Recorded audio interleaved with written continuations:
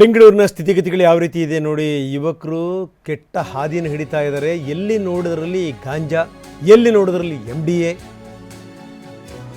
ಪೊಲೀಸರು ಕಾರ್ಯಾಚರಣೆ ಮಾಡಿದ್ದಾರೆ RMC ಯಾರ್ಡ್, RT ನಗರ ಮತ್ತು JC ನಗರ ವ್ಯಾಪ್ತಿನಲ್ಲಿ. ಇನ್ನು ಮಲ್ಲೇಶ್ವರಂ ಸೇರಿದಂತೆ ಬಹಳಷ್ಟು ಕಡೆಗೆ ಡ್ರಗ್ ಪೆಡ್ಲರ್ಗಳಿದ್ದಾರೆ. 8 kg 350 ಗ್ರಾಂ ಗಾಂಜಾವನ್ನು ವಶಪಡಿಸಿಕೊಳ್ಳಲಾಗಿದೆ. ಇದೆಲ್ಲವೂ ಕೂಡ ನ್ಯೂ ಇಯರ್ಗೆ, ಸಂಭ್ರಮಾಚರಣೆಗೆ.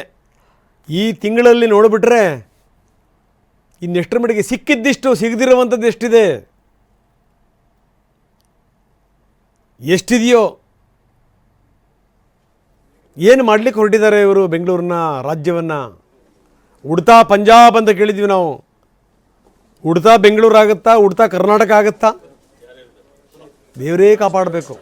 ಒಂದು ಸರಿ ತಿಳ್ಕೊಂಬಿಡಿ, ಏನಾದರೂ ಯುವಕರು ಈ ವಿಚಾರದಲ್ಲಿ ಕೆಟ್ಟರು ಅಂತಂದರೆ ಮುಗಿದೋಯ್ತು ಅವ್ರ ಕತೆ, ಗಾನ್.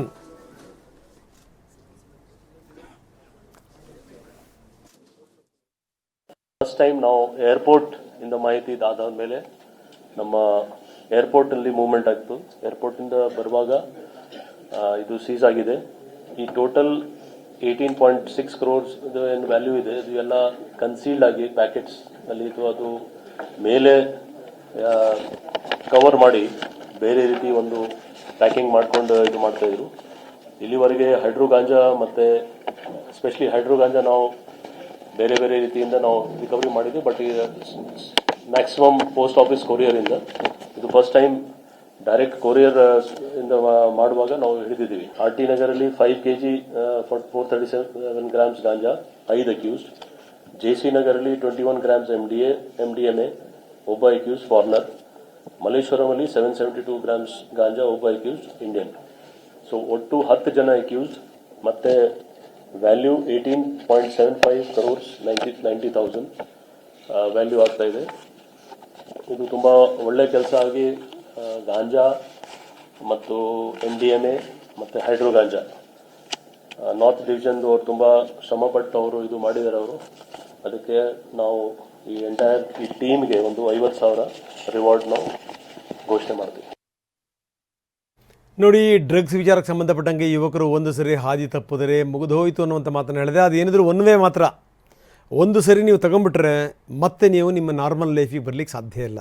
ಈ MDMA ಈ ರೀತಿಯ ಡ್ರಗ್ಗಳನ್ನು ತಗೊಂಡ್ಬಿಟ್ರೆ, ಈ ಹೆರಾಯಿನ್ನು, ಮುಗಿದೋಯ್ತು ಕತೆ. ತಂದೆ ತಾಯಿಗಳು ನಿಜಕ್ಕೂ ಯೋಚನೆ ಮಾಡಬೇಕು. ಜೊತೆಗೆ ಯುವಕರಲ್ಲಿ ಜಾಗೃತಿ ಮೂಡಲಿಲ್ಲ ಅಂತಂತಂದರೆ, ಈ ರೀತಿ ಅವ್ರಿಗೆ ಬೇಕಾದ್ದೆಲ್ಲ ಸಿಗುತ್ತೆ ನಂಗೆ ಆಗ್ಬಿಡ್ತು ಅಂತಂದರೆ ಮುಗೀತು. ನೀವು ಸಮಾಜನ ಹಾಳು ಮಾಡೋಕ್ಕೆ ಯಾವ ಬಾಂಬು ಹಾಕಬೇಕಾದಂಥ ಅಗತ್ಯ ಇಲ್ಲ, ಯಾವ ದುಷ್ಕೃತ್ಯಗಳನ್ನು ಮಾಡುವಂಥ ಅಗತ್ಯ ಇಲ್ಲ. ಒಂದು ಸರಿ ನೀವು ಡ್ರಗ್ಗಿಗೆ ದಾಸರನ್ನು ಮಾಡಿಬಿಡಿ, ಮುಗಿದೋಯ್ತು ಅವ್ರ ಕತೆ. ಇದು ಇನ್ನು ಬರೀ ಡ್ರಗ್ಸ್ ಮಾತ್ರ ಅಲ್ಲ, ಈ ಬೇರೆ ಬೇರೆ ಕಡೆಗೆ ಪೊಲೀಸರು ಕಾರ್ಯಾಚರಣೆ ಮಾಡಿದ್ದಾರೆ. RT ನಗರ, ಹುಳಿಮಾವು ಠಾಣೆ ಪೊಲೀಸರು ರಕ್ತಚಂದನವನ್ನು ಸಾಗಿಸ್ತಾ ಇದ್ದಂಥ ಟೀಮ್ ಮೇಲೆ ಇವರು ದಾಳಿ ಮಾಡಿದರು. ಇಬ್ಬರನ್ನ ಅರೆಸ್ಟ್ ಮಾಡಿದ್ರು. ಒಬ್ಬನ ಹೆಸರು ವರಪ್ರಸಾದ ರೆಡ್ಡಿ, ಇನ್ನೊಬ್ಬ ರಾಜಶೇಖರ್. 75 ಲಕ್ಷ ರೂಪಾಯಿ ಮೌಲ್ಯದ 739 kg